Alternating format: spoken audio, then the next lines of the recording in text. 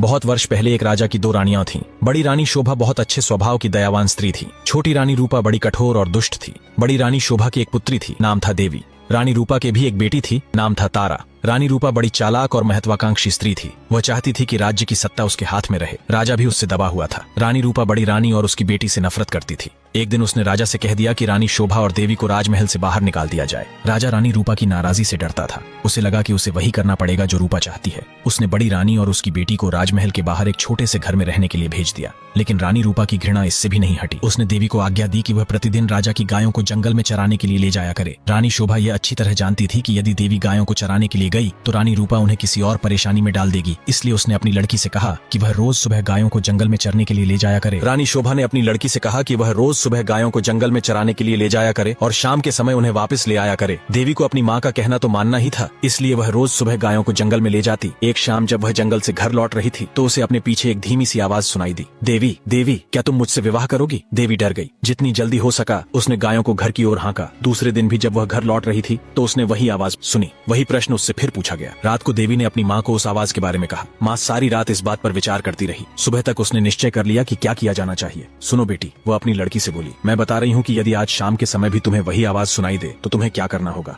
बताइए माँ, देवी ने उत्तर दिया। तुम उस आवाज को उत्तर देना। कल सुबह तुम मेरे घर आ जाओ, फिर मैं तुमसे विवाह कर लूंगी। लेकिन माँ, देवी बोली, हम उसे जानते तक नहीं मेरी प्यारी देवी। माँ ने दुखी होकर कहा, जिस स्थिति में हम जीवित हैं उससे ज्यादा बुरा और क्या हो सकता है। हमें इस प्रस्ताव को स्वीकार कर लेना चाहिए। ईश्वर हमारी सहायता करेगा। उस संध्या को जब देवी गायों को लेकर लौट रही थी उसे वही आवाज फिर सुनाई दी। आवाज कोमल और दुख भरी थी। देवी देवी क्या तुम मुझसे विवाह करोगी? क्या तुम मुझसे विवाह करोगी? आवाज बोली। देवी रुक गई।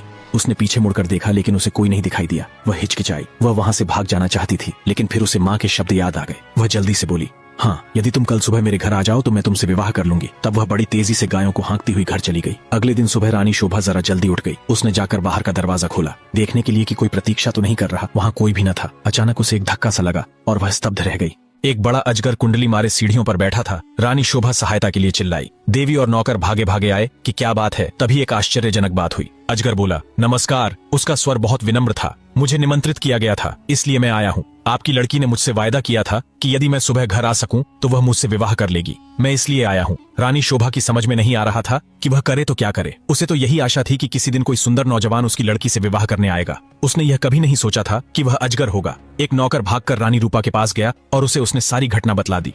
रानी यह सुनकर प्रसन्न हुई। वह उसी